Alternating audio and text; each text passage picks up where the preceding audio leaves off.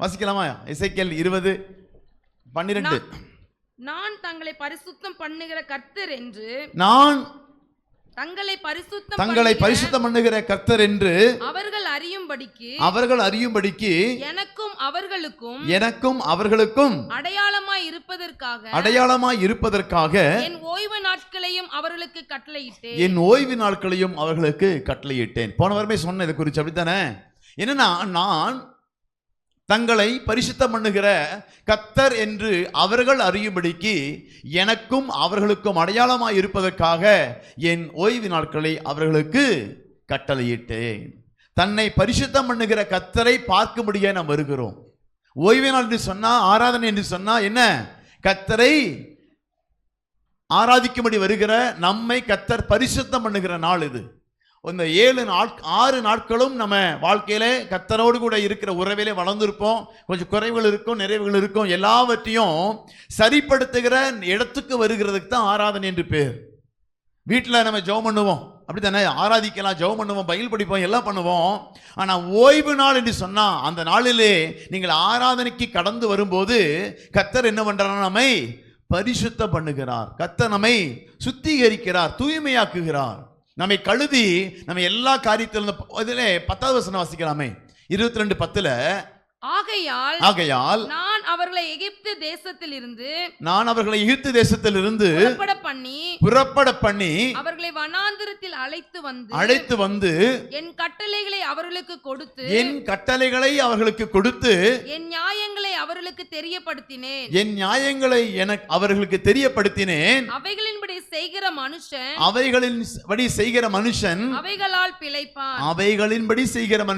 அவைகளால் பிழைப்பான். எதுல?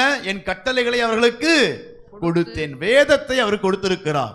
இதை நீங்க வாசித்து இதை கடைபிடித்தீங்களா, அதனாலே உங்களுக்கு ஜீவன் உண்டு, அதனாலே உங்களுக்கு வாழ்க்கையில உயர்வுகள் உண்டு, அதனாலே உங்க வாழ்க்கையில மேன்மைகள் உண்டு. அதனால தான் அனுதினமும் அவருடைய கட்டளைகளை வாசிக்க வேண்டும். அவருடைய வேதத்தை என்ன பண்ணணும்? வாசிக்கணும் அப்படின்னு சொல்லி, என் கட்டளைகளை அவர்களுக்கு கொடுத்து என் நியாயங்களை அவர்களுக்கு தெரியப்படுத்தினேன். அவைகளின்படி செய்கிற மனுஷன் அவைகளால் பிழைப்பான். அப்போ உங்கள் வாழ்க்கையில் உயர்வு வர வேண்டும் என்று சொன்னால், நீங்கள் ஆண்டவரை பார்த்து, ஆண்டவரே எனக்கு அதை பண்ணுங்க, இதை பண்ணுங்க அப்போ சொல்லுவார் ஆண்டவர். நான் உன்னுடைய ஒரு சொல்லுவார்ல, என்னை பார்த்து அப்பா ஏன் இப்போ இதை கூட்டிகிட்டே இருக்கிற அப்படின்னு சொல்லுவார்ல, புதிய ஏற்பாட்டில் சொல்லுவார்ல, என்னை பார்த்து அப்பா அப்பான்னு ஏன் கூப்பிடுற? நான் சொல்லுகிறபடி நீ செய்தீனா உன் வாழ்க்கையில் ஆட்டோமேட்டிக்காக எல்லாமே நடக்கும்னு சொல்லி ஆண்டவர் சொல்லியிருக்கிறார். அப்படி தானே? என்னை நோக்கி பார்த்து தகப்பனே தகப்பனே எனக்கு அதை பண்ணுங்க இதை பண்ணுங்க நீ சொல்றதை காட்டிலும் நீங்க அதை கட்டளையின்படி நீங்க நடக்க ஆரம்பிச்சீங்கன்னா உங்க வாழ்க்கையில சகலத்தையும் அவர் செய்து முடிக்கிற நல்ல தகப்பன் அவர். அல்லேலூயா. சீக்கிர மனுஷன் அவளை அப்படி 11 வசனம் வாசிக்கிற 12. நான் தங்களை பரிசுத்தம் பண்ணுகிற கர்த்தர் என்று அவர்கள் அறியும்படிக்கு எனக்கும் அவர்களுக்கும் அடையாளமாய் இருப்பதற்கான என் ஓய்வு நாட்களையும் அவர்களுக்கு கட்டளையிட்டேன். அடுத்த வசனம் வாசிக்கலாம். ஆனாலும் இஸ்ரவேல் வம்சத்தார் வனாந்திரத்தில் எனக்கு விரோதமாய் இரண்டகம் பண்ணினார்கள். என் கட்டளையின்படியே மனுஷன் செய்தால் அவைகளால் பிழைப்பான். அவர்களோ அவைகளில் நடவாமல் என் நியாயங்களை வெறுத்து என் ஓய்வு நாட்களின் பரிசுத்தத்தை மிகவும் குலைத்து போட்டார்கள். ஆதலால் அவர்களை நிர்மூலமாக்கும்படி வனாந்திரத்திலே என் உக்கிரத்தை அவர்கள் மேல் ஊற்றுவேன் என்றேன். என் உக்கிரத்தை அவர் மேல், அந்த வனாந்திரத்தில் ஏன் கர்த்தர் அந்த உக்கிரத்தை ஊற்றினார் என்று சொன்னா, வணங்கா கழுத்துள்ள ஜனங்களாக தேவனுடைய கட்டளைகளுக்கு நடக்கிற பிள்ளைகளா இல்லாதபடி கர்த்தர் அந்த பிள்ளைகளை என்ன பண்ணினார்னா அழித்தாராம். கட்டளைகளின்படி வாழ்வதற்கு தான் உங்களையும் என்னையும் கர்த்தர் அழைத்திருக்க. ஏன்னா நான் அவர்களை பரிசுத்தம் பண்ணுகிற கர்த்தர். சரி, இப்போ நம்ம சொல்ற மாதிரி பரிசுத்தம் பண்ணுகிற கர்த்தர். பரிசுத்தம் என்று சொன்னால் என்ன? பரிசுத்தம் அப்படின்னு சொல்றோம்ல, இந்த பரிசுத்தம்னா என்ன? எல்லாருக்கும் தெரியும். பரிசுத்தமாக கர்த்தர், நான் பரிசுத்தராக நீங்கள் பரிசுத்தராக இருங்கள், பரிசுத்தர் என்று 24 மணி நேரமும் என்ன பண்ண வானதூதர்கள் எல்லாம் அவர்களை போற்றி துதித்துக் கொண்டிருக்கிறார்கள் என்று சொல்லி வாசிச்சுக்கிறோம், நிறைய கேள்விப்பட்டிருக்கிறோம். பரிசுத்தம் என்று சொன்னால் என்ன? பரிசுத்தம் பண்ணுகிற கர்த்தர் என்று சொன்னால் என்ன? பரிசுத்தம் அப்படின்னா எதை குறிக்கிறது, அல்லது எதை நோக்கத்துக்காக இந்த கர்த்தர்னு சொல்ற பரிசுத்தம் பண்ணுகிற கர்த்தர்னு சொல்றாங்கல்ல? பரிசுத்தம் என்றால் என்ன? இந்த நாளில் அதை குறித்து கொஞ்சம் நான் பார்க்கலாம் நினைக்கிறேன். பரிசுத்தம் என்றால் என்ன? உண்மையாகவே பரிசுத்தம் என்று சொன்னா அவருக்கு கீழ்ப்படிவது. பரிசுத்தம் என்று சொன்னா அவருக்கு கீழ்ப்படிவது. ஏன் நம்ம கீழ்ப்படுகிறது அப்படிங்கிற சொல்றோம், அப்படித்தானே? ஆண்டு சொல்ற கட்டளின்படி நடக்க, நியாயங்களின்படி நடக்க, ஆராதனைக்கு சரியான நேரத்தில் வாங்க அப்படின்னா அது கீழ்ப்படிஞ்சு கரெக்டான நேரத்துக்கு வருவது பரிசுத்தமா. கர்த்தருடைய வசனத்தை வாசிக்கணும்னு சொல்லி சொல்லும்போது அதை நீங்க வாசிக்க ஆரம்பிக்கும் போது கீழ்ப்படிறீங்க, பார்த்தீங்களா? இதுக்கு தான் பேரு. கர்த்தர் சொல்றாரு, வசனத்தை சொல்றாரு, என்னுடைய கட்டளைகளை பற்றி கைக்கொள்ள ஆரம்பிங்க, வாசிக்க ஆரம்பிங்க, ஜெபிக்க ஆரம்பிங்க, துதிக்க ஆரம்பிங்க. இப்படி ஒவ்வொன்றா சொல்லும்போது அந்த காரியத்துக்கு நீங்கள் கீழ்ப்படியும் போது கர்த்தர் உங்களை பரிசுத்தம் பண்ணி கொண்டே இருக்கிறார், தூய்மைப்படுத்தி கொண்டே இருக்கிறார். அப்ப இந்த இடத்துல வசனத்தை கேட்கும் போது உங்களுக்கு உள்ளான மனுஷனுக்குள்ளாய் இருக்கக்கூடிய தேவையில்லாத எண்ணங்கள் எல்லாம் நீங்கி உங்களை பரிசுத்தப்படுத்துகிற கர்த்தர் அவர். அல்லேலூயா. நிறைய பேருக்கு டவுட் இருக்கும், இத்தனை மணிக்கு தான் வரணுமா? எங்கள் வீட்டிலலாம் 8 மணிக்கு தான் எந்திரிப்பேன், இங்கே தான் புது சபைக்கு வந்தோம், இங்கே என்னாச்சு 8 மணிக்கே வாங்குறாங்களே அப்படின்னு சொல்லும்போது உங்களுடைய பழக்கங்கள் வித்தியாசமாக இருக்கும். ஆனால் ஒரு ஒழுங்குக்குள்ள நம்ம வரும்போது அதை கீழ்ப்படிய ஆரம்பிக்கணும், பார்த்தீங்களா? இதுதான் உங்களுக்குள் இருக்கிற தேவையில்லாத குழப்பங்கள், தேவையில்லாத இதெல்லாம் நீக்கிட்டு உங்களுக்குள்ள சிந்தைகள் பரிசுத்தமாய் புதிதாய் மாறுகிற இடம் இது. அப்படின்னு நமக்குள்ள அதுவரை நம்முடைய செயல்கள் எப்படி இருந்திருக்கும்? வித்தியாசமாய் மாறுபாடாக இருந்திருக்கும். அந்த மாறுபாடான செயல்களை தேவனுடைய வசனத்துக்கு ஒப்பிட்டு, சபைக்கு ஒப்பிட்டு தேவனுடைய பிரியமாய் மாற்றிக்கொள்வதற்கு பேர் தான் பரிசுத்தம். இன்னும் கொஞ்சம் கூடுதலாக சொல்லணும், இன்னும் கொஞ்சம் உங்களுக்கு விளங்குற மாதிரி சொல்லணும் அப்படின்னா, தம்முடைய உணர்வுகளை கட்டுப்படுத்துவதுதான் பரிசுத்தம்.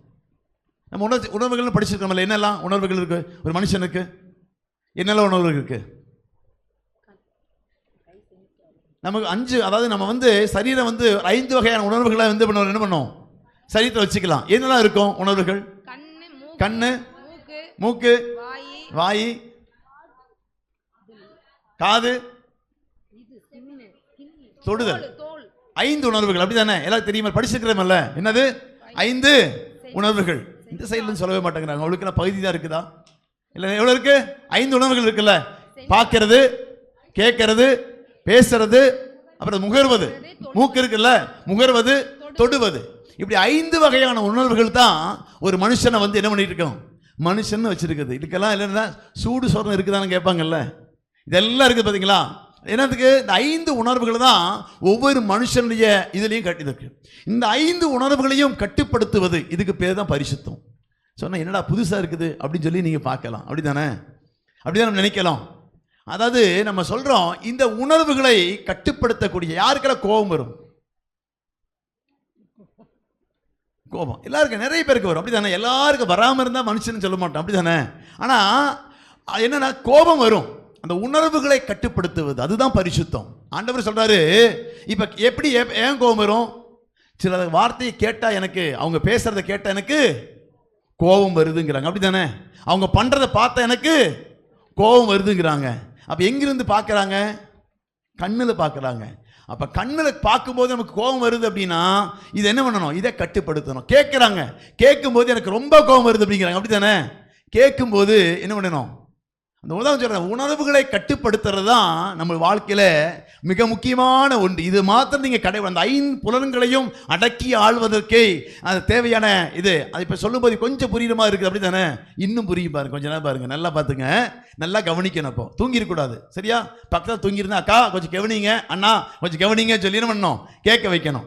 இந்த 5 புலன்கள் இருக்கு, பார்த்தீங்களா? மனுஷனுக்கு கர்த்தர் கொடுத்திருக்கிற 5 உணர்வுகள். அதாவது ஒரு மனுஷன் புரிந்து கொள்வதற்கு தேவையான ஒரு 5 காரியங்கள் இருக்குது.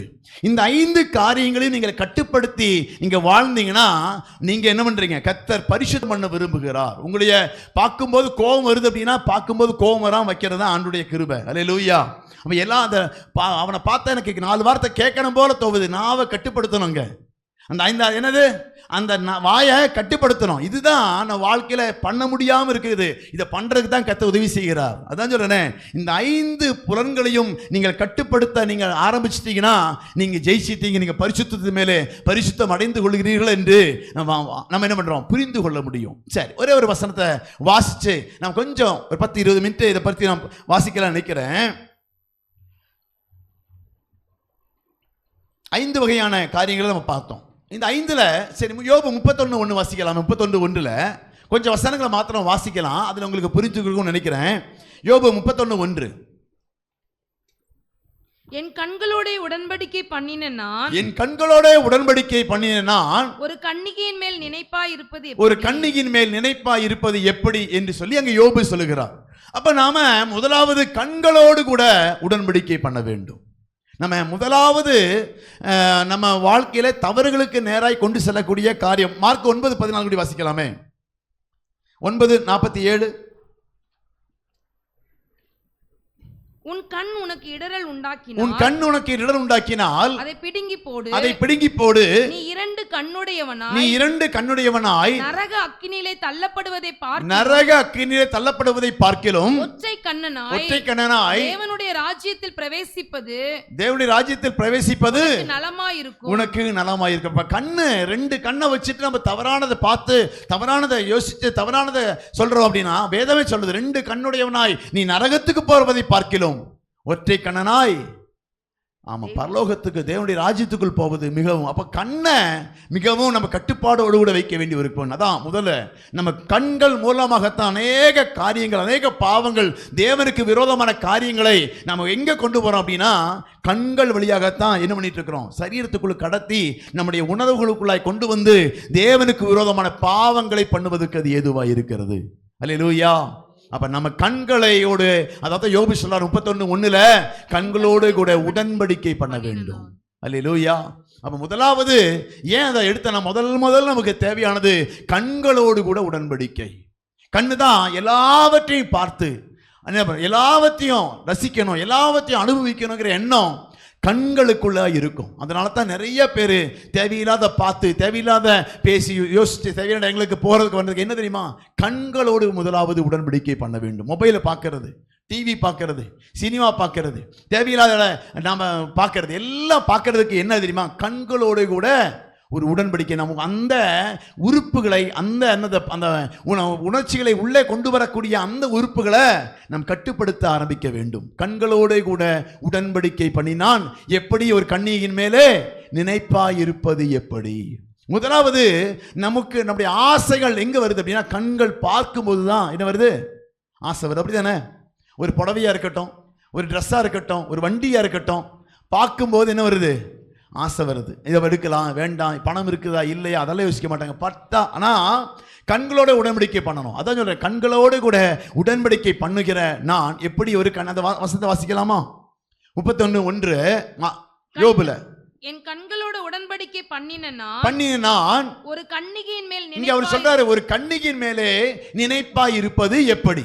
அப்ப ஆண்டவர் சொல்ல எனக்குன்னு ஒரு கண்களோடு உடன்படிக்கை பண்ணி, ஆண்டவரே நான் எந்த பெண்ணையும் பார்க்க மாட்டேன், எந்த ஒரு ஆணையும் பார்க்க மாட்டேன், எனக்கு உரியதை எனக்கென வைத்திருப்பவர் நீரே என்று சொல்லி எதையும் நான் ஃபிக்ஸ் பண்ண மாட்டேன் ஆண்டவரே என்று சொல்லி கண்களோட ஒரு உடன்படிக்கை யோபு பண்ணி இருந்தார். அருமையா அவன் பண்ணியிருந்த என்ன தெரியுமா, கண்களோட ஒரு உடன்படிக்கை. நானா எதை பார்த்து செலக்ட் பண்ண மாட்டேன், நானா இதை ஆசைப்பட மாட்டேன். கண்கள் பார்க்கும்போது ஆசை வரும், உணர்வுகள் வரும். அந்த உணர்வுகளை கட்டுப்படுத்தி கண்களோட உடன்படிக்கை பண்ணி நான் எந்த தவறான முடிவுக்குன்னு போக மாட்டேன் ஆண்டவரே, நான் உண்மை மாத்திரம் நம்பி இருக்கிறேன், எனக்கென வைத்திருப்பதை நீங்க எனக்கு தருவீங்க. நானா செலக்ட் பண்ணனா அது குறைவுகள் இருக்கும். நான் பார்க்கறத அழகை பார்ப்பேன், நான் பார்க்கறத அறிவை பார்ப்பேன், நான் பார்க்கறத பணத்தை பார்ப்பேன். ஆனா நீங்க குணத்தை பார்த்து எனக்கு கொடுப்பீங்க ஆண்டவரே. என்னோட யார் ஏற்றது, என்னுடைய எதிர்காலம் எப்படி இருக்க வேண்டும் என்பதை நீங்க கண்டு இருக்கிறதுனால நீங்க என்ன பண்ணுவீங்க, எனக்கு ஏற்றதை கொடுப்பீங்கன்னு சொல்லி அவர் கருத்துல ஒப்பு கொடுத்து அவரிடத்திலே சரண்டராங்க. அதான் என் கண்களோட உடன்படிக்கை பண்ணின நான் ஒரு கன்னிகையின் மேல் நினைப்பாய் இருப்பது எப்படி. அடுத்த வசனம், அப்பொழுது உன்னதங்களிலிருந்து தேவன் அளிக்கும் பங்கும், அப்பொழுது உன்னதங்களிலிருந்து தேவன் அளிக்கும் பங்கும், உன்னதத்திலிருந்து சர்வ வல்லவர் கொடுக்கும் சுதந்திரமும் கிடைக்குமோ. அப்ப நீங்க அப்படி உடன்படிக்கை பண்ணி வாழ்ந்தீங்கன்னா உங்களுக்கு உன்னதத்திலிருந்து தேவன் கொடுக்கும் பங்கு வரும்.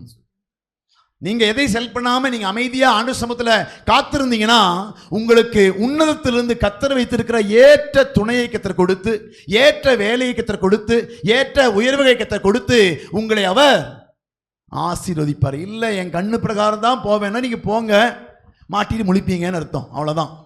என்னது லைஃப் ஃபுல்லா லோன்னு என்ன பண்ணணும், அலைஞ்சிட்டு தான் இருக்கணும். கர்த்தர் உன்னதத்திலிருந்து வருகிற பலனை, அதாவது உன்னதத்திலிருந்து வைத்திருக்கிற ஆசீர்வாதங்கள் அப்படின்னா தேவன் மறைமுகமாய் வைத்திருக்கிற அந்த ஆசீர்வாதங்களை நீங்கள் பெற்றுக்கொள்ள வேண்டும் என்று சொன்னா, முதலாவது நீங்கள் கண்களோடு கூட உடன்படிக்கை பண்ண வேண்டும். எனக்கு கர்த்தர் ஏற்றதை கொடுப்பார். வாலிப பிள்ளைகளுக்கு மெதுவாக சொல்றேன், மெயினாக சொல்றேன். என்னது, வாலிப பிள்ளைகளாக இருக்கட்டும் பெரியவங்களா இருக்கட்டும், கொடுத்ததுல நீங்க ரொம்ப சந்தோஷமா என்ன பண்ணணும், கர்த்தருக்கு நன்றி செலுத்த வேண்டும். கண்களோட கூட உடன்படிக்கை பண்ண வேண்டும். எனக்கு கர்த்தர் பெஸ்ட்டை கொடுப்பாரு. ரெண்டாவது, கர்த்தர் எனக்கு பெஸ்ட்டை கொடுத்திருக்கிறாரு, இனி எனக்குன்னு வேற எதுவும் இல்லை அப்படிங்கிற உடன்படிக்கை நீங்கள் பண்ண. கண்ணு பார்க்கும்போது தான் இப்படி இருந்தா பரவாயில்ல, என் மனைவி நான் இப்படி இருந்தா பரவாயில்லன்னு சொல்லி நிறைய பேர் என்ன பண்றீங்க, இன்னும் போகாம என்னது பத்தாம இன்னும் அப்படி அவங்க பாரு எப்படி இருக்கிறாங்க, இவங்கள பாரு எப்படி இருக்கிறாங்க அப்படின்னு சொல்லியே இன்னைக்கு திருப்தியாகாம குடும்ப வாழ்க்கையை வாழ்ந்து கொண்டு இருக்கிறார்கள். கண்களோடு கூட நீங்கள் உடன்படிக்கை பண்ணுங்கள். ஆண்டவரே, எனக்கு கொடுத்தது பெஸ்ட்டுப்பா, எனக்கு கொடுத்திருக்க நல்ல மனைவிக்காய், நல்ல கணவனுக்காய், நல்ல பிள்ளைகளுக்காய், அவங்க பாரு எப்படி, அவங்களெல்லாம் கம்பேர் பண்ணாங்க, உங்களுக்குன்னு ஏற்ற உன்னதத்திலிருந்து ஒரு ஏற்ற துணையை கர்த்தர் கொடுத்திருக்கிறார், அதிலே நீங்கள் கர்த்தருக்கு நன்றி செலுத்துவேன். அதெல்லாம் பத்தாவது சொல்லித்தான் கண்களோட உடன்படிக்கை பண்ணாம அங்கும் இங்கும் பார்த்து கொண்டிருக்கிறோம். ஆண்டவர் முதலாவது வாலிப பிள்ளைகளா இருக்கலாம், பெரியவங்களா இருக்கலாம், நீங்க முதலாவது கண்களோடு கூட நீங்கள் உடன்படிக்கை பண்ண வேண்டும்.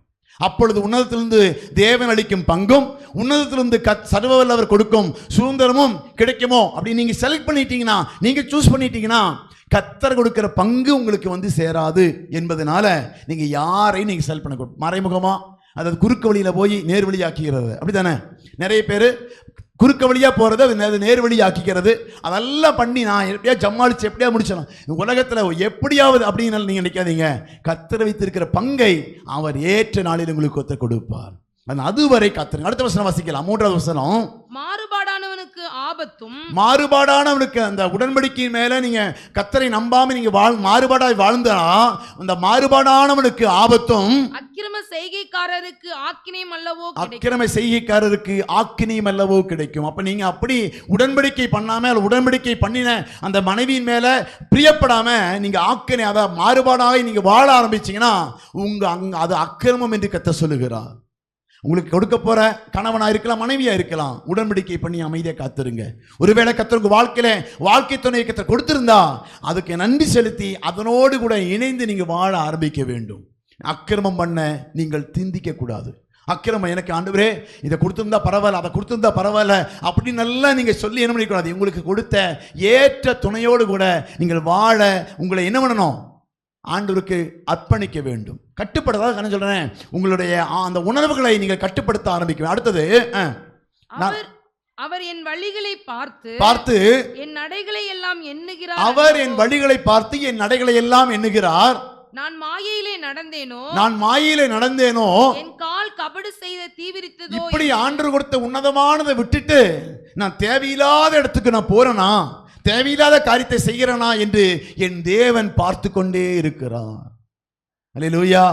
ஆமா, இதை பார்த்துட்டே தான் இருப்பார். ஆண்டவரே, நீ உண்மையா இருக்கிறியா, உத்தமமா நடக்கிறியா, நான் கொடுத்த கணவனுக்கா இருக்கட்டும், மனைவிக்கா இருக்கட்டும், பிள்ளைகளுக்கா இருக்கட்டும், உண்மையா நடந்துக்கிறியா அப்படிங்கிறத கர்த்தர் பார்த்து, நான் மாயிலே நடந்தேனோ, என் கால் கபடு செய்ய தீவிரித்ததோ என்று அவர் பார்த்து கொண்டே இருக்கிறார். அதனால நீங்க கொடுத்த குடும்ப வாழ்க்கை என்று சொன்னா கர்த்தர் உண்டு பண்ணின ஒரு வாழ்க்கை. ஒருவேளை ரட்சிக்கப்படுறதுக்கு முன்பாக நீங்கள் துணையை தேர்ந்தெடுத்திருக்கலாம். கர்த்தர் உங்க வாழ்க்கையில் கொடுத்த துணையோடு கூட ஒரு உடன்படிக்கை பண்ணி நீங்க என்ன பண்ணணும், நீங்க கட்டுப்பாடோடு வாழ ஆரம்பிக்க வேண்டும். அதை கண்டதையும் பார்த்து அப்படி இருந்தா பரவாயில்ல, இப்படி இருந்தா பரவாயில்லன்னு சொல்லி நீங்க மற்ற நபர்களோடு கூட கம்பேர் பண்ணி உங்க கொடுத்த வாழ்க்கையை நீங்கள் இழந்து விடாதீங்க, அதை அனுபவிக்காம விட்டுறாதீங்க. நீங்க சந்தோஷமாய் அவருக்கு கீழ்ப்படிஞ்சு உங்களுடைய எல்லாவற்றையும் கட்டுப்படுத்தி, நான் இப்படி நினைச்சேன் அப்படின்னு சொல்லி கிடைக்காத வாழ்க்கைக்கு வேண்டி உங்க வாழ்க்கை இழந்து போயிடாதீங்க. கர்த்தர் உங்களுக்கு ஏற்ற துணையை கர்த்தர் கொடுத்திருக்கிறார். அல்லேலூயா.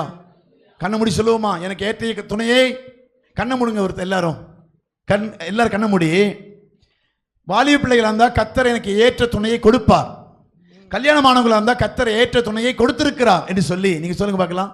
கர்த்தர் எனக்கு ஏற்ற துணையை கொடுத்திருக்கிறார்.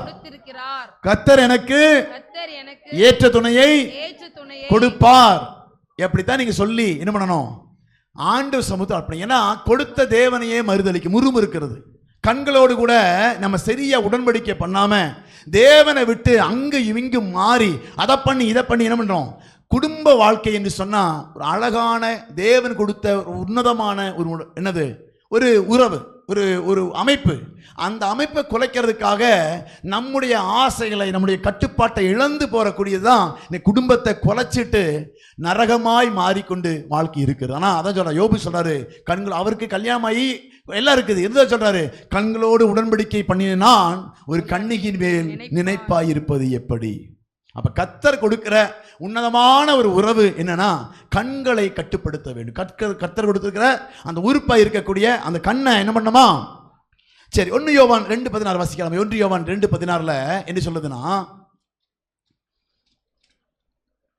ஏனெனில் மாம்சத்தின் நிச்சயம், கண்களின் நிச்சயம், ஜீவனத்தின் பெருமையுமாகிய உலகத்தில் உள்ளவைகள் எல்லாம் பிதாவினால் உண்டானவைகள் அல்ல. இதெல்லாம் பிதாவினால் உண்டானவைகள் அல்ல, அவைகள் உலகத்தில் உண்டானவைகள். அப்படின்னா ஏனில் மாம்சத்தின் நிச்சயம், கண்களின் நிச்சயம், ஜீவனத்தின் பெருமையுமாகிய உலகத்தில் உள்ளவைகள் எல்லாம் பிதாவினால் உண்டானவைகள் அல்ல, அவைகள் எல்லாம் உலகத்தினால் உண்டானவைகள். இதெல்லாம் பெருமை, அந்த ஜீவனத்தின் பெருமை, கண்களின் நிச்சய, மாம்சத்தின் நிச்சயம், இதெல்லாம் தேவன் உண்டானதல்ல, இதெல்லாம் உலகத்தினால் உண்டானவைகள். இதெல்லாம் நீங்க கட்டுப்படுத்தி அதாவது சொல்றேன், இந்த 5 புலன்களை நம்ம கட்டுப்படுத்தி வாழ்ந்தா தேவனுக்கு பிரியமாய் பரிசுத்தமாய் வாழ்வதற்கு அது உதவியாய் இருக்கும். அல்லேலூயா. பரிசுத்தம்னா என்ன நினைக்கிறீங்க? அதான் ஃபர்ஸ்ட் நான் கேட்டேன்.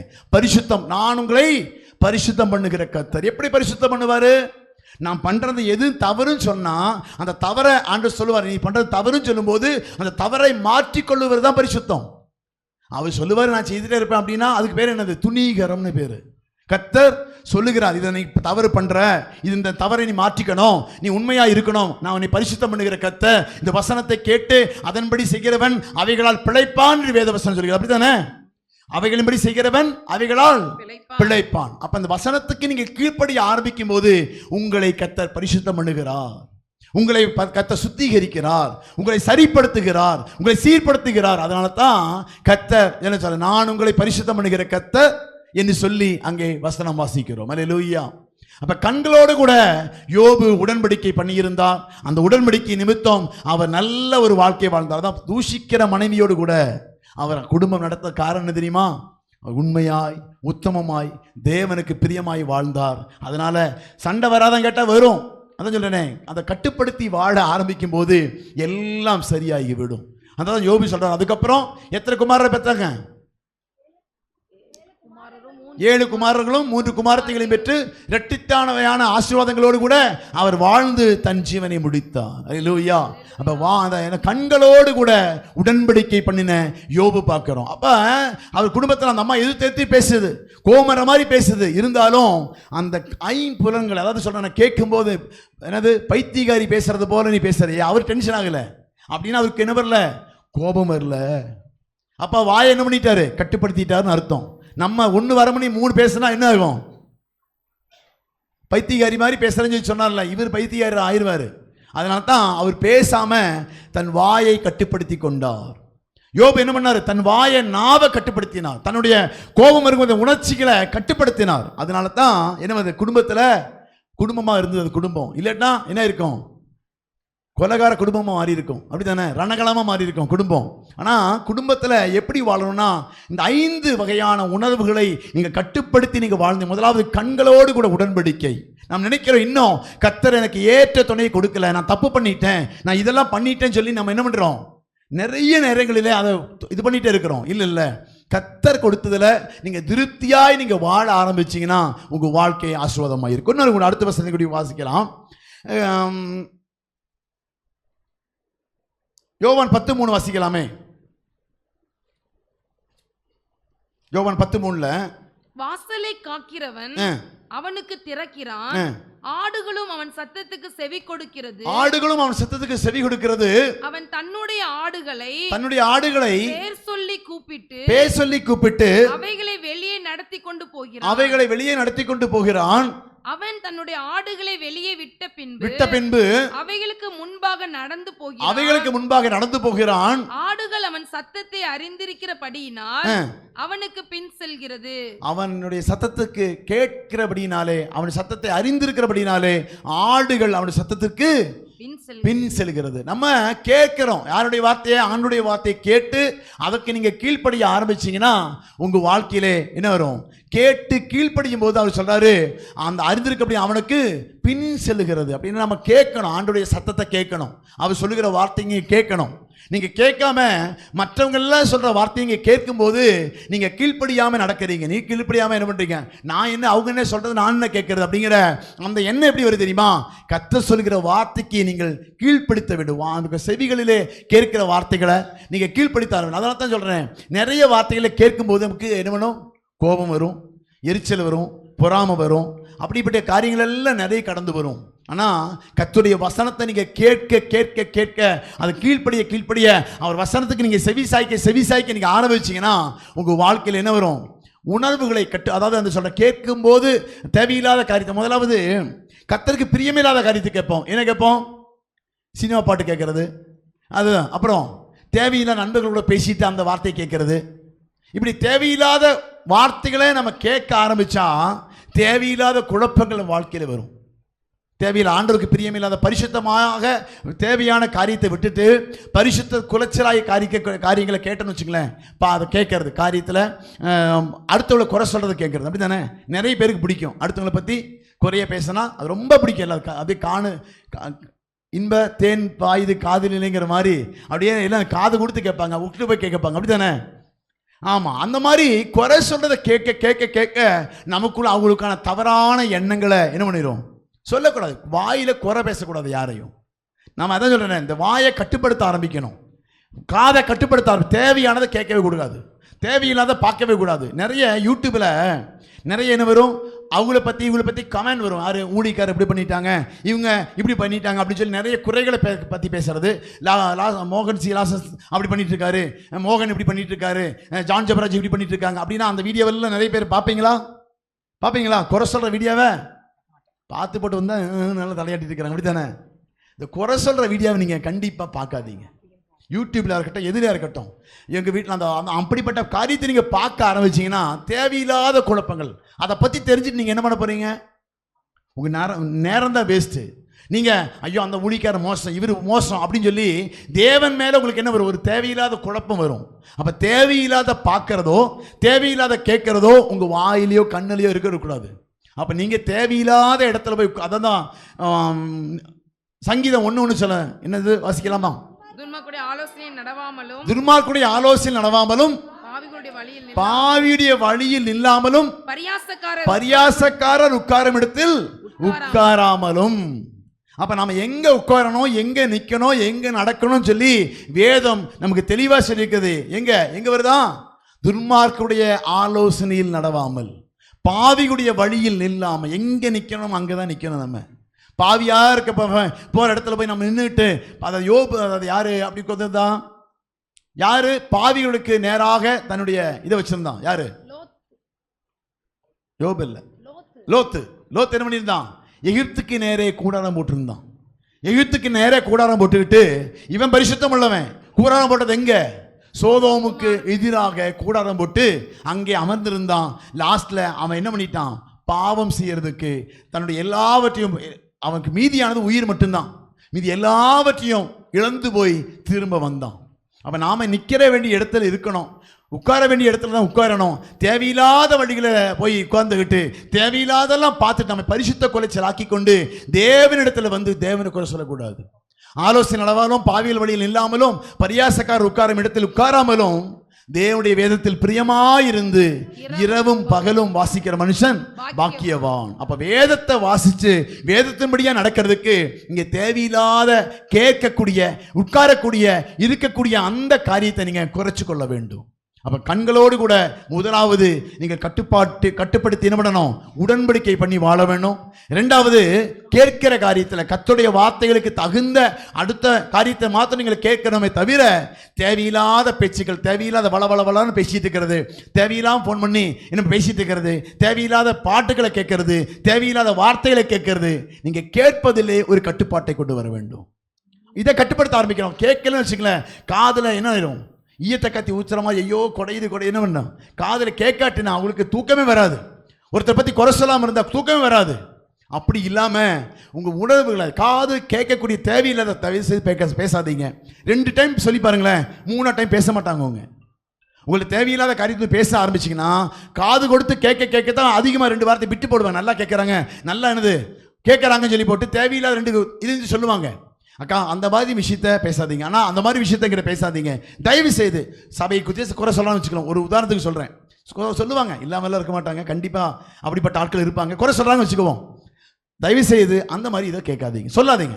அவங்க செய்த தவறே இருக்கட்டும்னு வச்சுக்குவோம். உதாரணத்துக்கு சொல்கிறேன், தவறாகவே இருக்கட்டுமே, அந்த தவறான காரியத்தை கிட்ட என்ன பண்ணுவீங்க, பேசாதீங்க அப்படின்னு சொல்லி குடும்பத்தை பற்றி சொல்கிறாங்க. ஒரு குடும்பத்தை பற்றி அவங்க எப்போ பார்த்தாலும் இப்படி தான் சொல்லிகிட்டே இருப்பாங்க அப்படின்னு சொன்னான்னு வச்சுக்கேன். தயவு செய்து என்ன பண்ணுறீங்க, எங்கிட்ட அதை பற்றி பேசாதீங்கன்னு சொல்லி அவாய்ட் பண்ண ஆரம்பிக்கணும். 2 டைம் நீங்கள் அவாய்ட் பண்ணி பாருங்களேன், 3ஆவது டைம் உங்கள்கிட்ட வந்து பேச மாட்டாங்க. நீங்கள் அவங்க 2 பாயிண்ட் சொன்னால் நீங்கள் 3 பாயிண்ட் பேசுன்னு வச்சுங்களேன், என்ன ஆயிரும், அதுதான் பாவம், அதுதான் தவறு, தேவையில்லாத ஒரு குழப்பத்தை கொண்டு வரும். அதனால நீங்கள் காதுகளை கட்டுப்படுத்த ஆரம்பிக்க வேண்டும். அடுத்த ஒரு வசனத்தை வாசிக்கலாம், யாக்கோபு 3:6 வாசிக்கலாமே.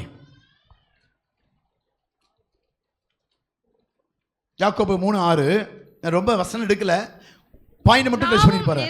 நாவும் நெருப்புதான், அது அநீதி நிறைந்த உலகம். நம்முடைய அவயவங்களில் நாவானது முழு சரீரத்தையும் கரைப்படுத்தி ஆயுள் சக்கரத்தை கொளுத்தி விடுகிறதாயும் நரக அக்கினியினால் கொளுத்தப்படுகிறதாயும் இருக்கிறது. ஆமா, நாவு நீங்க கட்டுப்படுத்தாம இருந்தா அக்கினியில, அதாவது யாக்கோபு சொல்றாரு, நாவு நெருப்புதான், அது அநீதி நிறைந்த உலகம். நம்முடைய அவயவங்களின் நாவானது முழு சரீரத்தையும் கரைபிடித்து ஆயுள் சக்கரத்தை கொளுத்து விடுகிறதாயும் நரக அக்கினியினால் கொளுத்தப்படுகிறதாயும் இருக்கு. நல்ல நாவை நீங்க கட்டுப்படுத்தி வாழாம இருந்தா பாதாளத்துக்கு போய் தள்ளிடும்னு சொல்லுது. என்ன பண்ணுமா, நரக அக்கினினாலே கொளுத்தப்படுவது கொண்டு போய் விட்டுருவாமா, நரகத்தில் போய் தள்ளிடுமாமா. உங்க நாவை நீங்கள் கட்டுப்படுத்தி கண்டதெல்லாம் பேசுறது, பேசி போட்டு சாரி அப்படிங்கிறது, அப்படித்தானே எல்லாம் பேசிடுவோம். எல்லாம் பேசி முடிச்சதுக்கப்புறம் வந்து நான் சாரி கேட்டனால உனக்கு என்ன மன்னிக்கிறதுக்கு அதுக்கு உரிமையோட போய் என்ன பண்ணுறது, பண்ணுறதையும் பண்ணி போட்டு அவங்கள்ட்ட போய் கேட்கறது, நான் தான் சாரி கேட்டுனேன்ல, நான் தவறுன்னு சொல்லிட்டேன்ல, இருந்துட்டு ஏன் என்கிட்ட வந்து மன்னிக்கிறது இல்லை, ஏன் பேச மாட்டேங்கிற. அதை கட்டுப்படுத்தாத வாழ்க்கை, நாவுகளை கட்டுப்படுத்தி என்ன பண்ணணும், பேச வேண்டும். தேவையில்லாத காரியத்தை பேசுறது, தேவையில்லாத சண்டை வர மாதிரி இருக்கு வச்சுங்களேன், வாயை திறக்காதீங்க. அவங்க ஒன்று சொன்னால் நீங்கள் 2 வார்த்தை பேசுவீங்க, அப்படி தானே. பேசாமல் இருக்கிறதுக்கு என்ன பண்ணணும் அப்படின்னா அமைதியாக இருக்கணும்.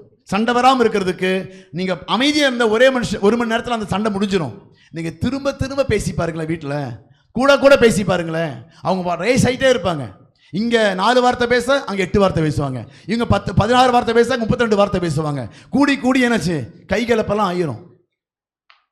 அதனால நாவை கட்டுப்படுத்த வேண்டும். என்ன பண்ணும், வாயை முதலாவது, அந்த நாவை நெருப்பு தான், அந்த நெருப்பு நிறைந்த அநீதி நிறைந்த உலகம். அது உலகத்துடைய எல்லாவற்றையும் நீங்கள் வாயில் நீங்கள் நல்லா ஜெபம் பண்ணவும் வேதத்தை வாசிக்கவும் ஆரம்பிச்சிங்கன்னா இதெல்லாம் கட்டுப்படுத்த ஆரம்பிச்சிடும். ஆனால் இதெல்லாம் கட்டுப்படாமல் இருக்கிற காரணம் என்ன தெரியுமா, உங்களுடைய சுயங்கள் வெளிப்படுகிறது. உங்களுடைய சுயங்கள் கட்டுப்படுத்த முடியாதபடிக்கு நாவானது தன்னுடைய ஆசைகளையும் விருப்பங்களையும் வெளிப்படுத்த ஒரு என்ன சான்ஸ் தேடிட்டே இருக்கும். உடனே கொஞ்சம் நல்லா டீப்பாக போய் பாருங்களேன், குடும்பத்தை இழுத்துருவாங்க. கொஞ்சம் நல்லா இழுத்து பாருங்களேன், பழைய காரியத்தெல்லாம் பேச ஆரம்பிச்சிருவாங்க. எப்போ கல்யாணமாகி நடந்த அந்த 25 வருஷமாக தான் பேசுவாங்க. கல்யாணமாகி முடிஞ்சதை 10 வருஷமான 15 வருஷமாக பேசிட்டே இருப்பாங்க, அன்னைக்கு நீங்கள் அதை பண்ணீங்கல்ல அப்படின்னு. அப்போ தேவையில்லாத காரியத்தை நீங்கள் விடுபட்டு நீங்கள் சரியாகிறதுக்கு உங்கள் நாவை முதலாக என்ன பண்ணணும், கட்டுப்படுத்த ஆரம்பிக்க வேண்டும். எபிரேயர் 12:16 வாசிக்கல. ஒருவனும் வேசிக்கள்ளனாகவும் ஒருவேளை போஜனத்துக்காக தன் சேஷ்ட புத்திர பாகத்தை விற்று போட்ட ஏசாவை போல சீர்கெட்டவனாகவும் இராதபடிக்கும் எச்சரிக்கையாயிருங்கள். இங்க பாருங்க, உன்னுடைய நாக்கு டேஸ்ட் என்னது, டேஸ்ட் அவனுடைய அந்த சாப்பாட்டு விஷயத்தினால தேவனுடைய அந்த ஆசீர்வாதத்தை இழந்து போய்விட்டது. ஏசு அப்படித்தான் பண்ணா. ஒருவேளை கூற்றுக்காக, ஒருவேளை அந்த சிவப்பு கூழுக்காக என்ன பண்ணானா, தன்னுடைய சிரேஷ்ட புத்திர தேவனுடைய திட்டத்தையும் தீர்மானத்தையே இழந்து போய்விட்டான். அதான் நாவு நெருப்பு தான், அது அநீதி நிறைந்த உலகம். இப்படி நீங்கள் அதில் நீங்கள் கட்டுப்படுத்த சாப்பாடாக இருக்கலாம், பேச்சா இருக்கலாம். நாவை நீங்க கட்டுப்படுத்தணும் சொன்னா பேச்ச மாத்திரம் இல்லை, உங்களுடைய டேஸ்ட். நிறைய பேருக்கு சாப்பாட்டு காரியத்திலையும் நிறைய பேர் என்ன பண்ணிடுறாங்க தெரியுமா? வீட்டில் சண்டை வர்றதே எதனால சமையல். என்ன இன்னைக்கு நீ இதாக்கு உப்பு கம்மியாக இருக்குது, காரம் கம்மியாக இருக்குது, சமையலில் டேஸ்ட் குறைவாக இருக்குது. அப்போ சண்டை வர்றதுக்கு காரணம் என்ன தெரியுமா? நாவை கட்டுப்படுத்தாதனால தான். கொஞ்சம் டேஸ்ட் கம்மியாக இருந்தால் பரவாயில்ல சாப்பிட்றேன்னு சொல்லி பாருங்களேன், வீட்டில் என்ன வராது? நிறைய குடும்பத்தில் பிரச்சனை வராது.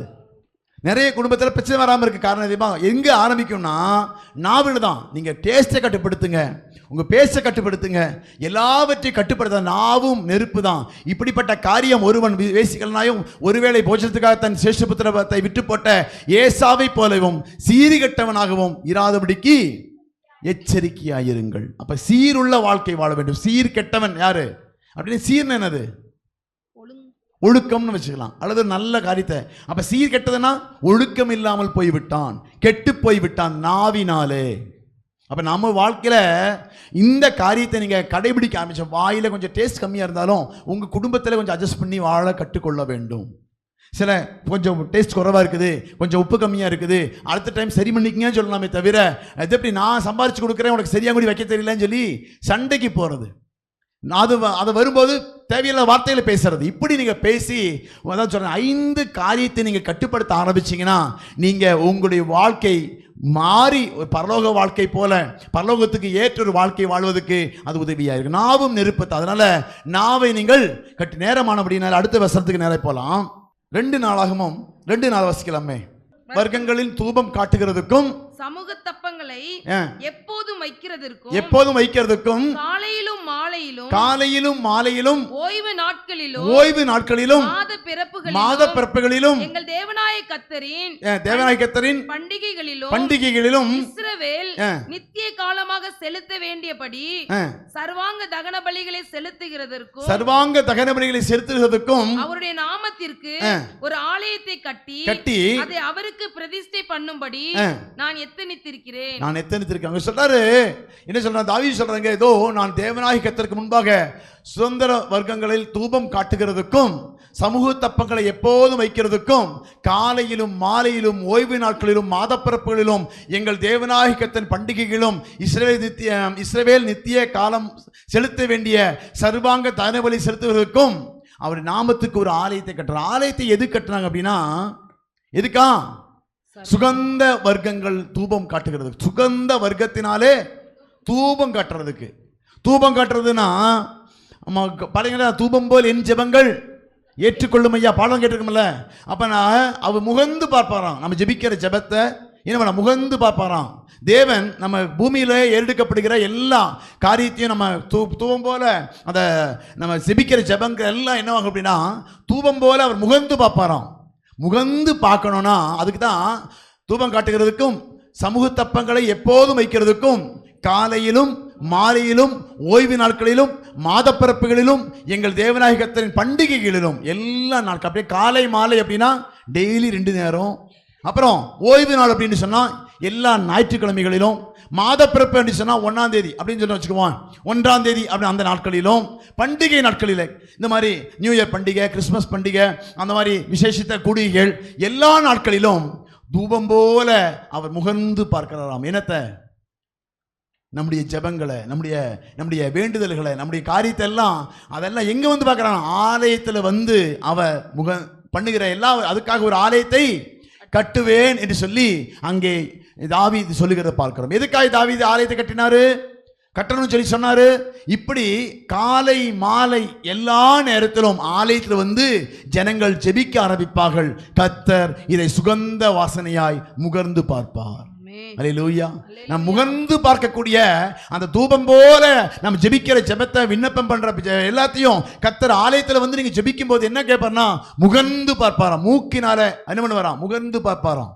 அதாவது நாம் அவருடைய உணர்வுகள் என்னன்னா, நம்ம வந்து இங்க பண்ணக்கூடிய எல்லா ஜெபங்கள் காலை மாலை ஓய்வு நாள், மாதத்தின் முதல் நாள், பண்டிகை நாட்கள், எல்லா நாட்களிலும் இங்கே வந்து ஆலயத்தில் வந்து நாம் ஜெபிக்க வேண்டும். வீட்டில் இருந்து ஜெபிக்க வேண்டும். நீங்க ஜெபிச்சீங்கன்னா கர்த்தர் அதை முகந்து பார்க்கிறாராம்.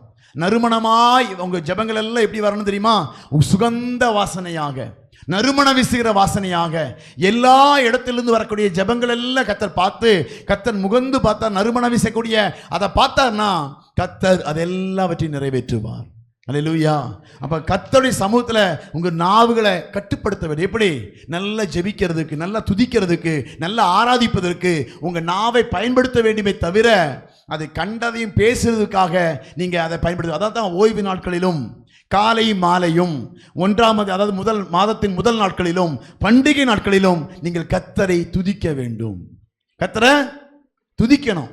வீட்டில் போய் அதான் சொல்றேன், கர்த்தரை எதற்கு நாவை கொடுத்தாரோ அதற்கு நீங்க பயன்படுத்தாம தேவையில்லாத குழப்பத்தை கொண்டு வந்து சத்துருவுக்கு ஒரு ஆயுதமாய் உங்க நாவுகளை பயன்படுத்தி கொண்டிருக்கிறீங்க. கட்டுப்படுத்துங்கன்னு சொல்றேன் நான். தேவையில்லாத கத்தியை போய் எதிரிட்டு கொடுத்த மாதிரி ஆயிரும். நம்முடைய ஆயுதத்தை எதிரிட்டு கொடுத்துற மாதிரி குத்துறான் சொல்லி நம்ம ஏன் பயன்படுத்திட்டு இருக்கணும்? கத்தியை நீங்க வச்சிருக்க வேண்டியதுங்க. கத்தியை எதிரிட்டு கொடுத்து போட்டு குத்தாதரா சொன்னீங்கன்னா யாருடைய தப்பு? அது நம்முடைய தப்பு தான். அப்ப நம்மளுடைய நாவை நாம கட்டுப்படுத்தாதனால தான் அவன் கட்டுப்படுத்திட்டு இருக்கிறான். அவன் கர்த்தரை துதிக்காதனால தான் அவன் நம்ம எழுதி என்ன பண்ணிட்டு இருக்கிறான்? நம்ம நாவுகள் அவன் பயன்படுத்திட்டு இருக்கிறான். ஆனா நாவு தூபம் போல ஆண்டு சமூகத்தில் ஜெபிக்கிறதுக்காய் கொடுக்கப்பட்டது. காலை மாலை ஓய்வு நாட்களிலே, மாதத்தின் முதல் நாட்களிலே, பண்டிகை நாட்களிலே கர்த்தர் சமூகத்தில் வந்து ஆலயத்தில் வந்து ஜெபிப்பதற்காக துதிப்பதற்காக கொடுக்கப்பட்ட நாவை நாம் எப்படி பயன்படுத்தி கொண்டிருக்கிறோம்? தேவையில்லாத வார்த்தையை பேசி ஜெபிக்க வர முடியாம ஆலயத்துக்கே எனக்கு வரலைங்க, ஏன்னா வீட்டில் சண்டை. ஏன் குடும்ப ஜெபம் பண்ணலீங்க? ஏங்க வீட்டில் சண்டை. காலையில் ஜெபம் பண்ணீங்களா? வேதத்தை வாசிங்களா? இல்லை. வீட்டில் என்னாச்சு? ஒரே பிரச்சனை. பிரச்சனைக்கு காரணம் என்ன தெரியுமா? துதிக்க வேண்டிய நாவினாலே நாம் தேவையில்லாத பண்ணும்போது கர்த்தருக்கு அங்கே பலி செலுத்த முடியாது, அங்கே துதிக்க முடியாது, அங்கே ஸ்தோத்தரிக்க முடியாது, அங்கே ஆராதிக்க முடியாது. சமாதானம் போயிடும், கர்த்தரும் போயிடுவார் குடும்பத்திலிருந்து. ஏன் வீட்டில் ஜெபி பண்ண முடியல? குடும்பத்தில் பிரச்சனையை கட்டுப்படுத்த முடியாது. ரெண்டு பேரும் அந்த நாவை கட்டுப்படுத்தாதனால தான் உங்க என்னாச்சு? குடும்பத்தில் இருக்கிற சமாதானமே போயிடுச்சு. அது வசனத்தை வாசிக்கலாமே, 2:4 வாசிக்கலாம். 2:4 வாசிக்கலாம். இதோ என் தேவனாய கர்த்தருக்கு முன்பாக, இதோ என் தேவனாகிய கர்த்தருக்கு முன்பாக சுகந்த வர்க்கங்களின் தூபம் காட்டுகிறதற்கும், சுகந்த வர்க்கங்களின் தூபம் நாவினாலே புகழ்ந்து பாடி நீங்க புகழ்ந்து துதிக்கும் போது சுகந்த வர்க்கமாய் அவர் முகர்ந்து பார்க்கிறார். அந்த தூபம் காட்டுகிறதுக்கும் சமூக தப்பங்களை எப்போதும் வைக்கிறதற்கும், சமூக தப்பங்களை எப்போதும் வைக்கிறதுக்கும், காலையிலும் மாலையிலும், காலையிலும் மாலையிலும், ஓய்வு நாட்களிலும், மாத பிறப்புகளிலும், எங்கள் தேவனாய கர்த்தரின் பண்டிகைகளிலும் இஸ்ரவேல் நித்திய காலமாக செலுத்த வேண்டியபடி, இஸ்ரவேல் நித்திய காலமாய், ஒரு நாள் 2 நாள் அல்ல, நீங்க வாழ்நாள் எல்லாம் நித்திய காலமாய் செலுத்த வேண்டிய சர்வாங்க தகன பலிகளை செலுத்துகிறதற்கும் அவருடைய நாமத்திற்கு ஒரு ஆலயத்தை கட்டி அதை அவருக்கு பிரதிஷ்டை பண்ணும்படி நான் எத்தனித்திருக்கிறேன். அப்ப காலையத்துல வந்து நீங்க சரியா ஜெபிக்கணும் அப்படின்னா நீங்க உங்க நாவுகளை கட்டுப்படுத்தாம நீங்க வந்துட்டு வேஷம் போட்டு போயிடலாம். நீங்க வீட்டுல பாருங்க, குடும்ப கலவரமா இருக்கும், சபைக்கு வராம இருந்தா என்ன சொல்லிப்பட்டு வந்து முடிச்சதுக்கு அப்புறம் போயிருவீங்க. ஆனா வீட்டுல நடந்திருக்கும், ஒரே சண்டையா இருக்கும். பிள்ளைகளுக்கும் அப்பாவுக்கும் மனைவிக்கும் அம்மாவுக்கு அப்படியே குடும்பத்தில் எல்லாம் முடிச்சிடும். ஆனால் சர்ச்சில் வந்தா உங்களை மேல ஒரு பரிசுத்தவான்களை பார்த்தவே முடியாது அப்படிங்கிற மாதிரி தேவதூதன் காட்டிலும் ஒருபடி மேலே அனுப்பிங்க நீங்க வந்து. ஆனால் வேதம் சொல்கிறது உங்க நாவுகளை கட்டுப்படுத்தி குடும்பத்தில் முதலாவது சமாதானத்தை கொண்டு வர வேண்டும். நாவு நெருப்பு, அந்த நெருப்பை நீங்க கொளுத்தி போட்டேன்னு வச்சுங்களேன், அதை அவிக்கவே முடியாது. அக்னி அது எங்க போய் நிறுத்தும் தெரியுமா? நரகத்துக்கு புகர வர உங்க நாவை ஏறி என்ன பண்ண கட்டுப்படுத்தவே முடியாதபடி குடும்பத்தில் ரணகணமாகிவிடும். குடும்பத்தை சமாதானத்தை குறைச்சி விடும், நிம்மதியே இருக்காது. ஆனால் குடும்பம் எதற்காய் கொடுக்கப்பட்டது என்பதை புரிந்து கொள்ளாம நம்ம நாவுகளை கட்டுப்படுத்த முடியாம தெரியாம இருக்கிறோம். இந்த முதல் நாவுகளை கட்டுப்படுத்த ஆரம்பிக்க வேண்டாம். 5 புலன்கள் அது சொல்றோம். அந்த 5 புலன்கள்ல ஒவ்வொன்றாய் பார்த்து கொண்டிருக்கிறோம். அடுத்த ஒரு வசனத்தை வாசிக்கலாம். உபாகமம் 23:17 வாசிக்கலாம். உபாகமம் 23:17. இஸ்ரவேலின் குமாரத்திகளில் ஒருத்தியும் வேசியாய் இருக்கக்கூடாது. கர்த்தர் சொல்றாரு, இஸ்ரவேலின் குமாரத்திகளில் ஒருத்தியும் வேசியாய் இருக்கக்கூடாது. சரீரத்தில் அடுத்த ஒரு தொடு உணர்வு அப்படின்னு சொல்றோம்ல, தொடும் போது வரக்கூடிய உணர்வுகள். அதுல இஸ்ரவேல் குமாரத்தில் ஒருத்தியும் வேசியா இருக்கக்கூடாது. ஒரு இஸ்ரவேல் குமாரத்தில் ஒருவனும் குமாரரில் ஒருவனும் ஆண் புணர்ச்சிக்காரர் இருக்கக்கூடாது. அப்படின்னா உணர்ச்சிகளை கட்டுப்படுத்த வேண்டும். நம்முடைய உணர்வுகளை, ஒன்று கண்ணு, ரெண்டாவது நாக்கு, ரெண்டாவது மூக்கு, வாய், அது காது, அதுக்கப்புறம் தொடு உணர்ச்சி. இந்த உணர்ச்சிகள் எல்லாம் நீங்க கட்டுப்படுத்தும் போதுதான் பரிசுத்தமுள்ள ஜனமாக நீங்க. கர்த்தர் சொல்றாரு, அதாவது வேசித்தனமை யாரும் பண்ணி நம்முடைய சரீரத்தில் இருக்கக்கூடிய ஆசைகளை நீங்க நிறைவேற்றி கொடுக்கூடாது. அடுத்தது 6:10 வாசிக்கலாமா? 1 கொரிந்தியர் 6:10, 6:9 வாசிக்கலாம். 1 கொரிந்தியர் 6:9. அநியாயக்காரர் தேவனுடைய ராஜ்யத்தை சுதந்தரிப்பதில்லை என்று அறியீர்களா? வஞ்சிக்கப்படாதிருங்கள். வேசி மார்க்கத்தாரும் விக்கிரக ஆராதனைக்காரரும் விபச்சாரக்காரரும் சுயபுணர்ச்சிக்காரரும் ஆண் புணர்ச்சிக்காரரும் திருடரும் பொருளாசைக்காரரும் வெறியரும் உதாசீனரும் கொள்ளைக்காரரும் தேவனுடைய ராஜ்யத்தை யாரெல்லாம் சுதந்தரிப்பதில்லை என்று சொல்லி அங்க சொல்லுது. அப்படின்னா உங்கள் உணர்வுகளை கட்டுப்படுத்த வேண்டும். முதலாவது ஒவ்வொன்றா பார்த்தோம். இப்ப லாஸ்ட்ல தொடு உணர்ச்சி. இந்த தொடு உணர்ச்சி 5வது புலனா இருக்கக்கூடிய இதை நீங்க கட்டுப்படுத்தாம இருந்தீங்கன்னா நீங்க பரலோகத்துக்கே போக முடியாது என்று சொல்லி வேதம் அங்கே தெளிவா சொல்றது. வாசிக்கலாமே, 9 வாசிக்கலாம். அநியாயக்காரர் தேவனுடைய ராஜ்யத்தை சுதந்தரிப்பதில்லை என்று அறியீர்களா? நல்லா கவனிக்கணும். இப்படிப்பட்ட காரியத்தை செய்யக்கூடியவர்கள் தேவனுடைய பரலோக ராஜ்யத்துக்கு நீங்க போக முடியாது. உங்கள் உணர்வுகளை நீங்கள் கட்டுப்படுத்த வேண்டும். என்னெல்லாம் யாரெல்லாம் பரலோக ராஜ்யத்துக்கு போக முடியாது? இன்னைக்கு மனுஷனுடைய வாழ்க்கையே இந்த 5வது காரியத்துல தான் எல்லாமே மாறி போய்விடுகிறது. அப்ப என்ன பண்ணணும் அப்படின்னா, நீங்க கட்டுப்படுத்தி வாழ வேண்டிய 5வது உறுப்பு, 5வது காரியம் என்னன்னா, நீங்கள் உங்களுடைய சரீரத்தை கட்டுப்படுத்தி உணர்வுகளை கட்டுப்படுத்தி நீங்கள் வாழ வேண்டும். அதுக்கு பேர் தான் பரிசுத்தம். அதுக்கு பேர் தான் வேசித்தனம். என்னது? தன்னுடைய மாம்சத்தின் ஆசையை நிறைவேற்றுவதற்கு அவங்க எடுக்கக்கூடிய முயற்சிக்கு பேர் தான் வேசித்தனம்.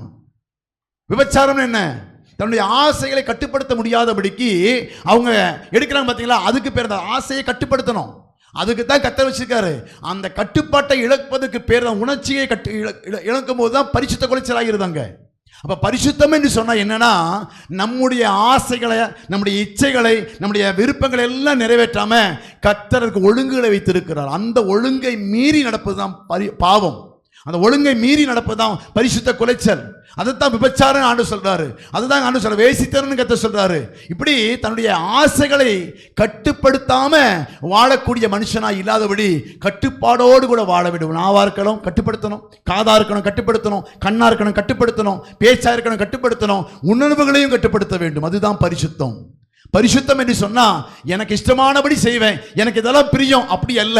கர்த்தர் சொல்கிற அதாவது ஒழுங்கோடு கூட வாழ்கிற வாழ்க்கைக்கு பேர் தான் பரிசுத்தமான வாழ்க்கை. அல்லேலூயா. வாசிக்கலாமா?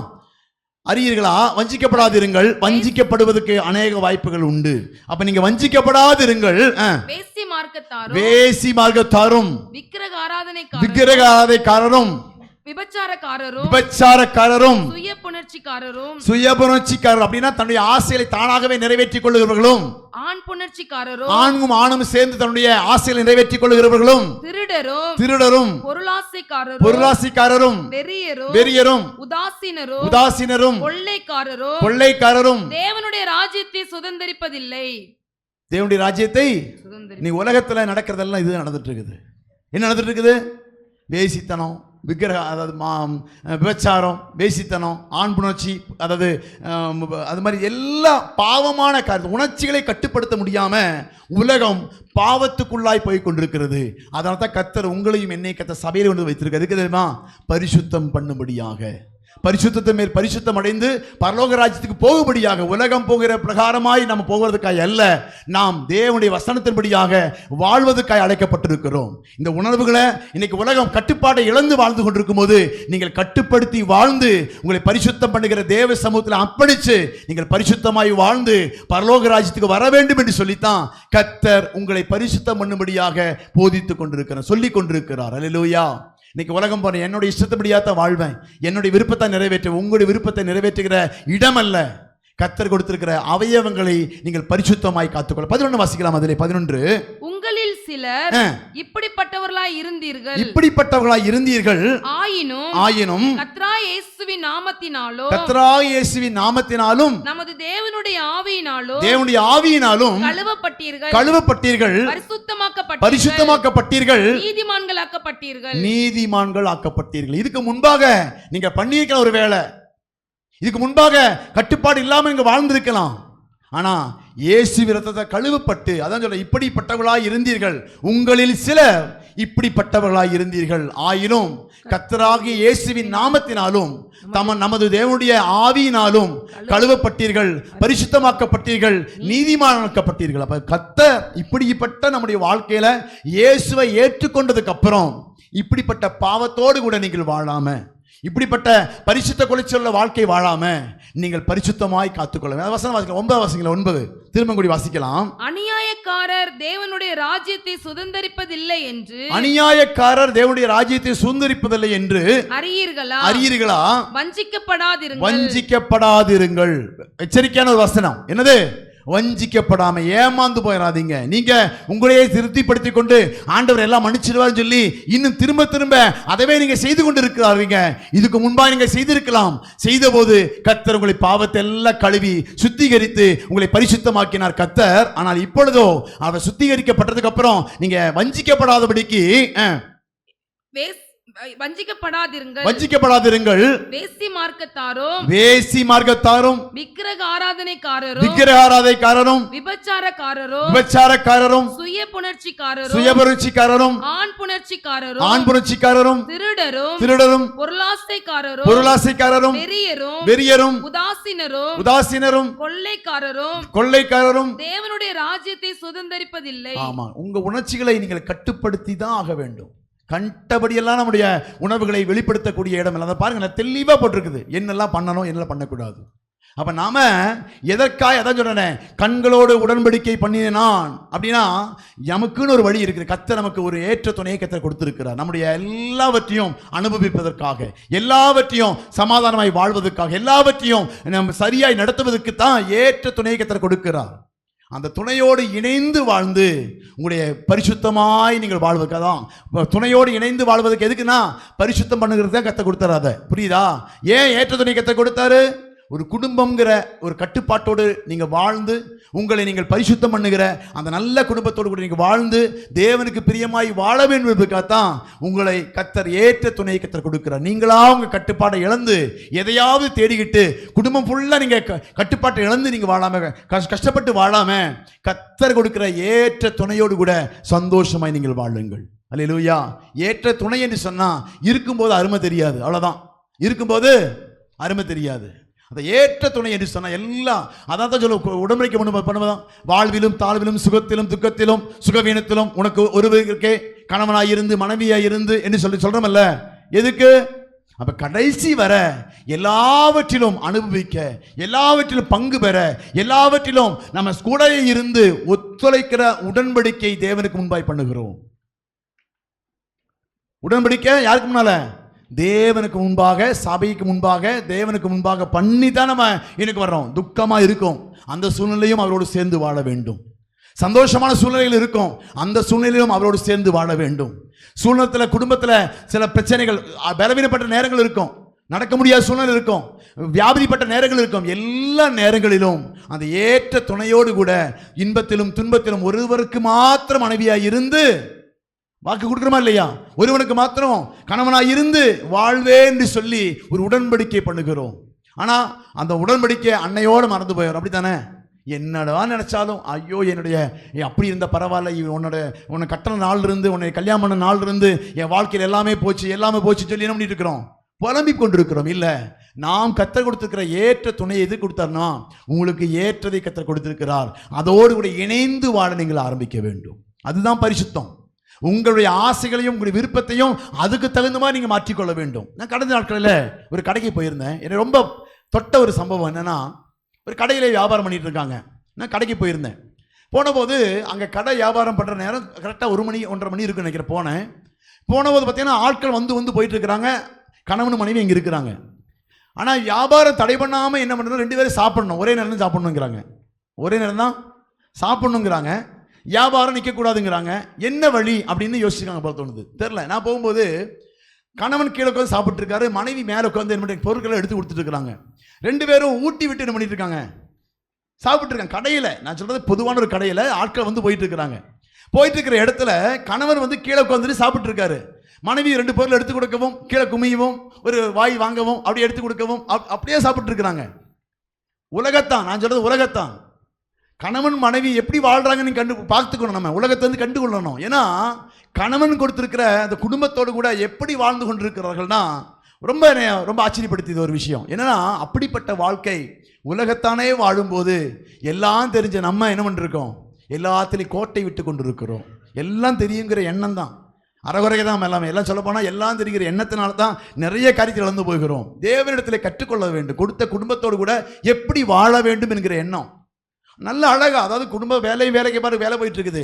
அவள் வீடு எங்கே இருக்குன்னு தெரியல, ஆனால் பார்த்தபோதை பார்த்தேன். அது சாப்பாடு கொண்டு வர்றாங்க, 2 பேரும் சேர்ந்து சாப்பிட்றாங்க.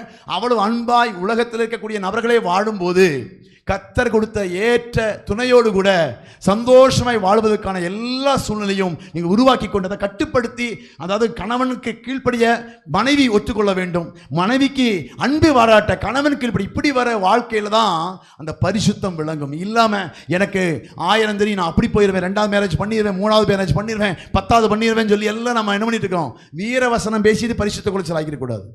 இன்னைக்கு நிறைய பேருடைய எண்ணங்கள் எப்படி இருக்கு தெரியுமா, நான் நாளைக்கு அடுத்த வருஷத்துக்குள்ள டைவர்ஸ் பண்ணிடுவேன், அப்படியாக்கி இப்படியாக்குன்னு சொல்லி என்ன பண்ணிட்டு இருக்கிறோம். உடன்படிக்கையும் பண்ணி அதான் சொல்றேன், வாழ்விலும் தாழ்விலும் கர்த்தருக்கு முன்பாய் உடன்படிக்கை பண்ணியிருக்கிறோம். அவன் பண்ணிட்டான், இந்த சபையில் பண்றாங்க, அவங்க பண்றாங்க, இவங்க பண்றாங்கிறதுக்காக அல்ல. நாம ஒரு தரம் இணைச்சது தான். அதுக்கப்புறம் என்னது, பிரிவே இல்லை. அதான் வாழ்விலும் தாழ்வு. அதான் சொல்றேன், உடன்படிக்கை. வசனத்துக்கு மீறி பண்ணலாம், பண்ண முடியாமல் இல்லை, பண்ணலாம். பண்ணனா அதுக்கப்புறம் வரக்கூடிய தண்டனைகளை நீங்கள் அனுபவிக்க வேண்டியதாக இருக்கும். அல்லேலூயா.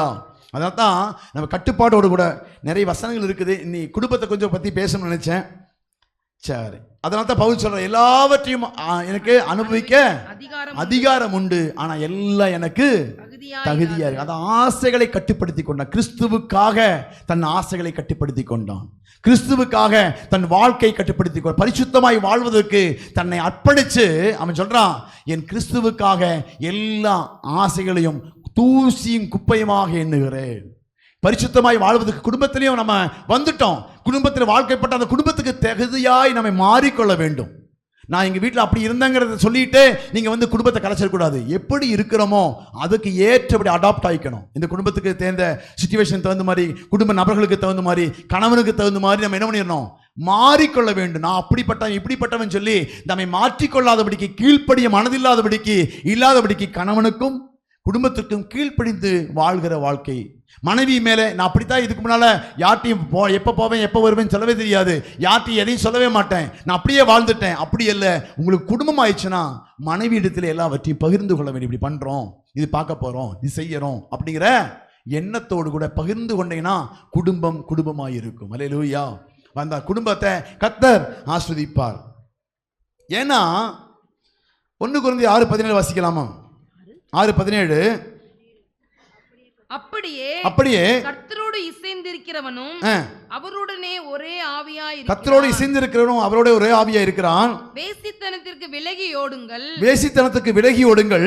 மனுஷன் செய்கிற எந்த பாவமும் சரீரத்துக்கு புறம்பாய் இருக்கும். சரீரத்துக்கு புறம்பாய் இருக்கும். வேசித்தனம் செய்கிறவனோ தன் சுய சரீரத்துக்கு விரோதமாய் பாவம் செய்கிறான். தன் சுய சரீரத்துக்கு விரோதமாய் பாவம் செய்கிறான். அப்படின்னா தேவன் இணைத்திருக்கிற அந்த இணைப்பிலிருந்து மாறி போய் பாவம் செய்கிறவெல்லாம் சரீரத்துக்கு விரோதமான பாவம் செய்கிறான். அப்படி பாவம் செய்கிறவன் வேசித்தனத்துக்கு விலகி ஓடுங்கள். மனுஷன் செய்கிற எந்த பாவமும் சரீரத்துக்கு புறம்பாய் இருக்கும். வேசித்தனம் செய்கிறவனோ தன் சுய சரீரத்துக்கு விரோதமாய் பாவம். அப்படின்னா தேவனோடு கூட இணைந்து, அந்த முதல் வசனம் வாசிக்கலாம், 17 வாசிக்கலாம். அப்படியே கர்த்தரோடு இசைந்திருக்கிறவனும் அவருடனே ஒரே ஆவியாய் இருக்கிறான். அவனோடு கூட ஒரே ஆவியாய் இருக்கிறான். எப்படி கடவுளும் நம்மளும் பாவம் செய்து அவர் பிரிஞ்சு போறாரோ அதே போலதான் குடும்ப வாழ்க்கையும் பிரிஞ்சு போய்விடும். கர்த்தரை எப்படி நம்ம ஒரே சரீரமா இருக்கிற சபையில திருவிருந்து எடுக்கிறோம், போனவரும் கூட சொன்னேன் அப்படித்தானே. திருவிருந்து எப்படி இருக்கிறோம்னா, நானும் கர்த்தரும் ஒன்றாய் இருக்கிறோம், எனக்கும் அவருக்குள்ளும் எந்த பாவமும் இல்லை, எந்த பகையும் இல்லை, எந்த வெறுப்பும் இல்லை, எங்களுக்குள்ள எந்த உறவு வேறுபாடுகள் இல்லை, குறைபாடுகள் இல்லை என்பதை அறிவித்துக் கொள்ளும்படியாகத்தான் திருவிருந்து எடுக்கிறோம். அதே மாதிரி தான் கணவனும் மனைவியும் எந்த குறைவில்லாத ஒரு வாழ்கிற வாழ்க்கைக்கு பேர் தான் பரிசுத்தமான வாழ்க்கை, வேசித்தனம் இல்லாத ஒரு வாழ்க்கை, கர்த்தருக்கு பிரியமான. 18 19 வாசிக்கலாம். அதிலே 19. உங்கள் சரீரமானது உங்கள் சரீரமானது நீங்கள் தேவனாலே பெற்றும் உங்களில் தங்கியும் இருக்கிற பரிசுத்த ஆவியினுடைய ஆலயமாய் இருக்கிறது என்றும் நீங்கள் உங்களுடையவர் அல்லவென்றும் அறியீர்களா? அப்படின்னா நீங்க உங்களுக்குரியவர்கள் அல்ல, நீங்கள் தேவனுக்குரிய. உங்களுடைய சரீரத்துல தேவன் தங்க விரும்ப. எப்படிப்பட்ட தங்குற? இந்த 5 புலன்களையும் நீங்க அடக்கி ஆழ்ந்தா உங்க வாழ்க்கையில உங்களுடைய சரீரத்திலே கர்த்தர் குடியாதான். நீங்களே தேவனுடைய ஆலயம். இந்த ஆலயத்தை ஒருத்தன் கெடுத்தால் கர்த்தர் தேவன் அவனை கெடுப்பார். அப்போ நம்முடைய ஆலயத்தை எப்படி பரிசுத்தமாய் காத்துக்கொள்ள வேண்டும் என்று சொன்னா, கண்கள், காதுகள், வாய், மூக்கு, அதுக்கப்புறம் இந்த உணர்வுகள், இதெல்லாம் நீங்க கட்டுப்படுத்தி வாழ்கிற வாழ்க்கைக்கு பேர் தான் ஆலயம். பரிசுத்த நீங்களே ஆலயம் என்று ஐயர்களா. நீங்க குடிச்சு அதை தான் குடியரும் விபச்சார, அதாவது அது சொல்லுவாங்கல்ல வெறியர் அப்படிங்கிற, குடிச்சு வெறிச்சுட்டெல்லாம் இருக்கிறாங்கல்ல. இப்படி நம்ம பரிசுத்தமா குலைச்சல் பண்ணக்கூடாது. அதான் சொல்லாது, உங்கள் சரீரமானது நீங்கள் தேவனாலே பெற்றும் உங்கள் தங்கியும் இருக்கிற பரிசுத்த ஆவியினுடைய ஆலயமாய் இருக்கிறது என்றும் நீங்கள் உங்களுடையவர்கள் அல்ல என்றும் அறியீர்களா? அடுத்த வசனம், கிரயத்துக்கு கொல்லப்பட்டீர்களே, ஆகையால் தேவனுக்கு உடையவைகளாகிய உங்கள் சரீரத்தினாலும் உங்கள் ஆவியினாலும் தேவனை மகிமைப்படுத்துங்கள். ஆமா, உங்கள் சரீரத்தினாலும் ஆவியினாலும் தேவனை மகிமைப்படுத்த வேண்டும். மற்றவங்களோட சேர்ந்தா அதுக்கு பேர் வேசித்தனம் பண்ணிட்டு கர்த்தர் நாமத்தை மகிமைப்படுத்தக்கூடாது. விபச்சாரம் பண்ணிட்டு தேவனுடைய நாமத்தை விபச்சாரம், அதாவது ஆண் புணர்ச்சிக்காரர், பெண், அதாவது சுயபுணர்ச்சிக்காரர், இப்படி எல்லாம் பண்ணிட்டு தேவ நாமத்தை மகிமைப்படுத்தும் போது நீங்கள் ஆலயத்தை கெடுக்கிறீர்கள் என்று அர்த்தம். நம்ம நினைச்சுக்கிட்டோம் பரிசுத்தம்னா வந்தா, சண்டே வந்தா பரிசுத்தம் நினைச்சிட்டு இருக்கிறோம். நாம தேவன் உண்டாக்கின ஆலயத்தை எப்படி பாதுகாக்க கொள்ள வேண்டும் தெரியாம இருக்கிறோம். இப்படிப்பட்ட உணர்வுகளை நீங்க கட்டுப்படுறதா அதை சொன்னாரு. ஆவியில் நிறைவேறதெல்லாம் ஓகே, வீட்டில் போய் வேற ஆவியில் பேசுன்னு சொன்னார்ல. உங்க ஆவிகளை நீங்கள் கட்டுப்படுத்தி வாழ வேண்டும். இங்க வந்தா அந்நிய பாஷை, வீட்டில் போனா வேற பாஷை. நாவுகளை கட்டுப்படுத்தி வாழ வேண்டும். அதுதான் பரிசுத்தம். அதுதான் கர்த்தர் ஆலயமாய் மாற்ற விரும்புகிறார். நீ தேவன் தங்குகிற ஆலயம் என்று சொன்னா, உங்களை கொடுத்த துணைவியோடு கூட அன்பாய் வாழக்கூடிய குடும்பத்துக்கு பேர் தான் பரிசுத்தமான வாழ்க்கை. கண்ட இடத்துலலாம் போயிட்டு அவன் இப்படி பண்றான், இவன் இப்படி பண்றாங்கிறதுக்காக 4 பேர் அந்த ஊழியக்காரரை பாருங்க, இது பாருங்க அப்படின்னு சொல்லி நீங்க 4 பேரை பார்த்துக்கிட்டு வாழ்கிற வாழ்க்கை, அதாவது குறை பேசுற வீடியோவை பார்க்காதீங்க, குறை பேசுற காரியத்தை நீங்க கேட்காதீங்க, குறை பேசுற எந்த இதிலும் நீங்க ஈடுபடாதீங்க. உங்களை பரிசுத்தம் பண்ணுகிற கர்த்தரை சொன்ன வசனத்தை மாத்திரம் நீங்கள் பாருங்கள். வசனத்தை வாசிங்க, வசனத்தை நீங்க கேளுங்க, வசனப்படியாய் வாழுங்க, வசனத்தை குடும்பத்தில் இம்ப்ளிமெண்ட் பண்ணுங்க. சண்டே ஆன சர்ச்சுக்கு வந்துடுறது, கேட்டால் ஜெபம் பண்றது இல்லை, வேதம் வாசிக்கிறது இல்லை. எப்படி பரிசுத்தம் வரும்? வேதத்தை வசனம் சொல்ற, நான் எழுதி கொடுத்த அந்த வசனத்துக்கு நீங்கள் கீழ்ப்படி ஆரம்பிக்கும் போதுதான் உங்களுடைய ஆலயம் தேவனுடைய ஆலயமாய், உங்களுடைய சரீரம் தேவனுடைய ஆலயமாய் மாறும். அந்த ஆவி, அந்த எல்லாவற்றையும் நீங்கள் கட்டுப்படுத்தி வாழ ஆரம்பிக்கும். உங்களுடைய உணர்வுகளை, உங்களுடைய பேச்சை, உங்களுடைய சிந்தைகளை, கேட்கக்கூடிய காரியங்கள் எல்லாம் நீங்கள் கட்டுப்படுத்தி ஆழ ஆரம்பிக்க வேண்டும். அப்பதான் தேவன் கொடுக்கிற அதுக்கு ஒரு பாட்டு கூடி இருக்கு. திருக்குறள்ல ஒரு பாட்டு கூடி இருக்குது. பொறிவாயில் 5 அவித்தான் பொய்தீர் ஒழுக நெறி நின்றார் நீடு வாழ்வார் அப்படின்னு ஒரு பாட்டு இருக்குது திருக்குறள்ல. என்னது? பொறிவாயில் 5 அவிழ்த்தான் பொய்தீர் ஒழுக்க நெறி நின்றார் நீடு வாழ்வார். அப்படின்னா பொறிவாயில் 5 அவிழ்த்தான். இயேசு குச்சு அந்த பாட்டு போட்டிருக்கு. என்னது? திருக்குறள்ல போட்டிருக்கா? பொறிவாயில் 5 அவிழ்த்தான். அப்படின்னா பொறின்னு என்னது? எதை வச்சு பொறி வச்சுட்டாங்க? பொறி வச்சு பிடிக்கிறம்பாங்கல்ல, எலிய பொறி வைப்பாங்க. ஒரு கண்ணி, ஒரு ஒரு ஒரு ஒரு கருவி, ஒரு கருவிக்குள்ள அப்படி வச்சுக்கலாம், அப்படி தானே? ஒரு பொருள் வைக்கிறாங்கல்ல. பொறிவாயில் 5 அவிழ்த்தான். 5 காரியத்தை. பொறினா என்னது? ஒரு சிலுவைன்னு வச்சுக்கோமே. நம்ம இயேசு என்ன பண்ணாரு? அந்த பொறியில, சிலுவையில 5 காரியத்தையும் அவிழ்த்தான். பொறிவாயில் 5 அவிழ்த்தான் பொய்தீர் கொடுக்க நெறின்றார் நீடு வாழ்வார். அந்த மாதிரி நம்முடைய 5 காரியத்தையும் சிலுவையிலே அறைந்தா நீங்க நீடூடி வாழ்வீர்கள் என்று சொல்லி அந்த பாடல் குரல் சொல்லுது. என்னது? பொறிவாயில் 5 அவிழ்த்தான் பொய்தீர் ஒழுக்க நெறின்றார் நீடு வாழ்வார். அந்த 5 காரியத்தையும் இயேசுவானவர் அந்த பொறியிலே எப்படி அர்ப்பணித்தாரோ அதை போல நீங்களும் அந்த சிலுவையில இந்த 5 காரியத்தையும் அர்ப்பணிச்சீங்கன்னா நீங்க நீடூடி வாழ்வீர்கள், நீண்டு வாழ்வீர்கள், நிலையான பரலோக பெற நீங்க போய் சேர்வதற்கான வழிகளை கொடுப்பீர்கள் என்று சொல்லி அந்த பாடல் சொல்லுகிறது. திருக்குறள் நான் வாசிச்சிருக்கிறோம், என்னன்னு தெரியாது. அன்னைக்கு படிக்க சொன்னாங்க, மார்க் கிடைக்குன்னு படித்தோம், அவ்வளோதான். அதுக்கப்புறம் ஒன்றுமே தெரியாது. பொறிவாயில் 5 அவிழ்த்தான். பொறியில தன்னுடைய எல்லாவற்றையும் அர்ப்பணித்தார் இயேசு. தன்னுடைய என்னது பேசினாரா? பார்த்தும்போது ஆண்டவர் பார்த்து பரிந்து பேசினார் ஒழிய கோவப்படல. அவர் அப்படித்தானே? ஈட்டி குத்தினார்ல, மன்னிச்சாரா இல்லையா? கேட்டார்ல, தேவையில்லாத வார்த்தையில கேட்டார்ல, கர்த்தர் நினைச்சு பேசினாரா? அவனுக்கு காடி கசப்பு காடி கொடுத்தாங்க, காடி துப்புனார் அவனை? இல்லை, ஆண்டவரே தெரியாம பண்றாங்க, ஆண்டவரே மன்னிங்கப்பா.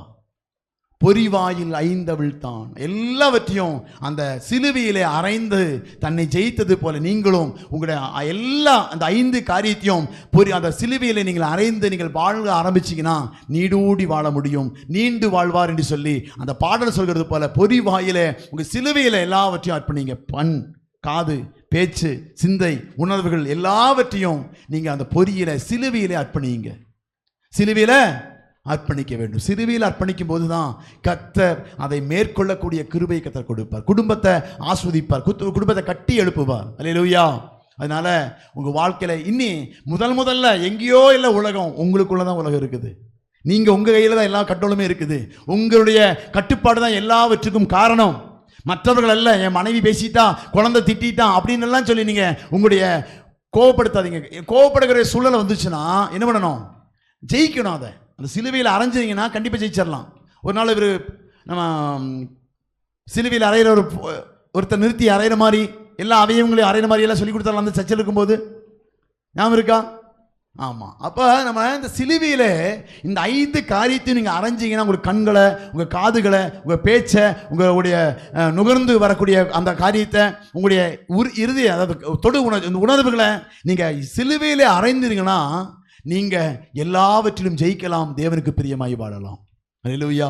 இன்னும் வசனங்கள் இருக்குது, சொல்ல கொஞ்சம் நல்லா இருக்கும், ஆனால் வேண்டாம், முடிச்சுக்கலாம்னு நினைக்கிறேன். அதனால அதில் அர்த்தம் என்னன்னா, மெய், வாய், கண், மூக்கு, செவி ஆகிய 5 பொறிகளின் வழியாக பிறக்கும் தீய ஆசைகளை அழித்து கடவுளின் வழிகளிலே நீங்கள் நடப்பதற்கு இந்த 5 காரியத்திலும் வரக்கூடிய ஆசைகளை, அதாவது 5 புலன்கள் வரக்கூடிய ஆசைகளை கட்டுப்படுத்தி தேவனுக்கு பிரியமான வாழ்க்கை வாழ நீங்கள் அர்ப்பணிச்சிங்கன்னா நீங்க தேவ சமூகத்தை தேவனுக்கு பிரியமாய் தீய ஆசைகள் நிறைய வரும். இந்த அவயவத்தின் மூலமாக நல்ல ஆசை என்பது கணவனோடு கூட சேர்ந்து வாழ்கிற வாழ்க்கை. அதே சமயம் தீய ஆசை என்று சொன்னால் வேசித்தனம் பண்ணுறதுக்கான ஒரு வழி. அதுதான். அந்த ஆசைகளை தவறாகவும் பயன்படுத்தலாம், நல்ல வழியும் பயன்படுத்தலாம். அதுக்கு தான் ஏற்ற துணையை கர்த்தர் கொடுக்கிறார். உங்களுடைய ஆசைகளை நல்வழிப்படுத்தி நல்ல முறையில் வாழ்வதற்காகத்தான் கர்த்தர் ஏற்ற துணைகளை கர்த்தர் கொடுக்கிறார். நாம தான் அதை புரிந்து கொள்ளாம, அந்த குறை சொல்லிக்கிட்டு நாம் புரிந்து கொள்ளாம, குடும்ப வாழ்க்கை சரியாய் வாழாம, கொடுத்த பிள்ளைகளை குறை சொல்லிக்கிட்டு குடும்பத்தில் அந்த பிள்ளையை சரியா வளர்த்தாம வாழ்ந்து கொண்டிருக்கிறோம். அப்ப இன்று முதல் நாம எல்லா அவயவங்களையும் ஆண்டு சமூகத்தை அர்ப்பணிக்க வேண்டும். எல்லாவற்றிலும் சிலுவையிலே அறைய வேண்டும். எல்லா காரியத்தையும் ஆண்டு சமூகத்தை அர்ப்பணிச்சு நீ இந்த நாளிலே தேவ சமூகத்தில் ஒப்பு கொடுக்கலாம். கண்களை மூடி ஆண்டு சமூகத்தில் கேட்ட வசனத்தின்படியாக பொறிவாயில் 5 அவிழ்த்தான், பொய்தீர் ஒழுக நெறி நின்றார் நீடு வாழ்வார். இந்த குரல் சொல்ல இயேசு தன்னுடைய சிலுவையில எல்லாவற்றையும் அர்ப்பணித்தார். சிலுவையில் எல்லாவற்றையும் அடக்கினார். தன்னுடைய கோபம், எரிச்சல், தன்னுடைய உணர்ச்சிகள், தன்னுடைய பேச்சு கேட்டதை தன் பேச முடியாம வாயை கட்டுப்படுத்தினார், கையை கட்டுப்படுத்தினார், கண்களை கட்டுப்படுத்தினார், காதுகளை கட்டுப்படுத்தினார், சரீரத்தை கட்டுப்படுத்தினார். அவ்வளவு துன்புறுத்தின எல்லாவற்றையும் பொறிவாயில் 5 அவிழ்த்தான். இதே போல இந்த நாளிலும் ஆண்டவரே எங்களுக்கு இருக்கக்கூடிய இந்த 5 உறுப்புகளையும் உம் கரத்தில் ஒப்புக் கொடுக்கிறோம். இந்த 5 உணர்வுகளையும் கரத்தில் ஒப்புக் கொடுக்கிறோம். நீர் பரிசுத்தம் பண்ணுகிற கர்த்தர் ஆண்டவரே, இந்த 5 காரியத்தையும் நீங்க பரிசுத்த குலைச்சலாகாதபடிக்கு, தீயதில் வரக்கூடிய தீய எண்ணங்களை இங்க செயல்படுத்தாதபடிக்கு பரிசுத்தமாய் மாற்றுங்க ஆண்டவரே. தீய ஆசைகள் எல்லாம் அந்த உறுப்புகளில் வரும்போது, தீய எண்ணங்கள் எல்லாம் அந்த உறுப்புகளில் வரும்போது இது எல்லாம் நீங்க கட்டுப்படுத்தி பரிசுத்தமாய் வாழ எங்களுக்கு உதவி செய்வீராக.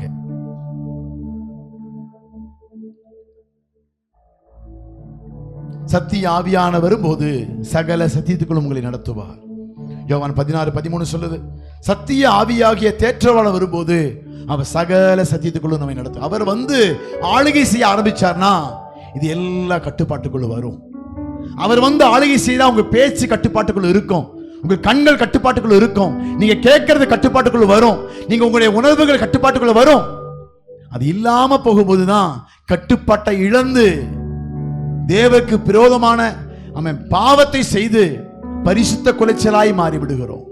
இந்த நாளில் ஆண்டு சமூகத்தை அர்ப்பணிக்கிறோம். ஆண்டவரே, எங்கள் 5 அவயவங்களையும் உன் கருத்தில் ஒப்புக் கொடுக்கிறோம். நீ பொறுப்பெடுப்பீராக. யாரெல்லாம் அர்ப்பணிக்க விரும்புகிறீங்க, யாரெல்லாம் விட்டு கொடுக்க விரும்புறீங்க, ஆண்டவரே இது போல நானும் இருக்கிறேன்ப்பா, இந்த தவறான எண்ணங்கள் தவறான செய்கைகள் எனக்குள் இருக்குது, ஆண்டவரே என்னை மன்னிப்பீராக, என்னை அர்ப்பணிக்கிறேன்னு சொல்லி இந்த நிமிஷத்திலே கர்த்தர் கொடுத்த அந்த வார்த்தைக்கு அர்ப்பணிக்கிற ஒவ்வொரு பிள்ளைகளையும் கர்த்தர் கண்ணோக்கி பார்க்க விரும்புகிறான். இந்த நாள் அர்ப்பணிக்கிற ஆண்டவரே, குடும்பம் சரியாய் மாறணும், என் பேச்சு சரியாய் மாறணும், என் குடும்பம் நீ கட்டின உருவாக்கின குடும்பமாய் இருக்கணும் ஆண்டவரே, அர்ப்பணிக்கிறேன் என்று சொல்லி யாரெல்லாம் ஒப்பு கொடுக்கும் இருதயத்தை கர்த்தர் பார்க்கிறான். இன்னைக்கு கேட்ட வசனத்துக்கு உங்களை ஒப்பு கொடுக்கிற உங்களுடைய கைகளா இருக்கட்டும், உங்களுடைய சிந்தைகளா இருக்கட்டும், உங்களுடைய எண்ணங்களா இருக்கட்டும், பேச்சுக்களா இருக்கட்டும், செவிகளா இருக்கட்டும், கேட்கிற காரியங்களா இருக்கட்டும், செய்கைகளா இருக்கட்டும், எல்லாவற்றையும் கட்டுப்படுத்த ஆவியானவர் இந்த நாள் இறங்கி வந்திருக்கிறார். யாரெல்லாம் அர்ப்பணிக்கிறேன் உள்ளத்தின் ஆழத்திலிருந்து, ஆண்டவரே என்னுடைய இந்த 5 அவயவங்களையும் உன் கட்டுப்பாட்டுக்குள் கொடுக்கிறேன் ஆண்டவரே. கண்களோடு கூட உடன்படிக்கை பண்றேன், என் காதுகளோடு கூட உடன்படிக்கை பண்ணுகிறேன், என் வாயோடு கூட உடன்படிக்கை பண்ணுகிறேன், என் ஆண்டவரே மூச்சோடு கூட உடன்படிக்கை பண்ணுகிறேன், என்னுடைய சரீரத்தோடு கூட உடன்படிக்கை பண்றப்பா.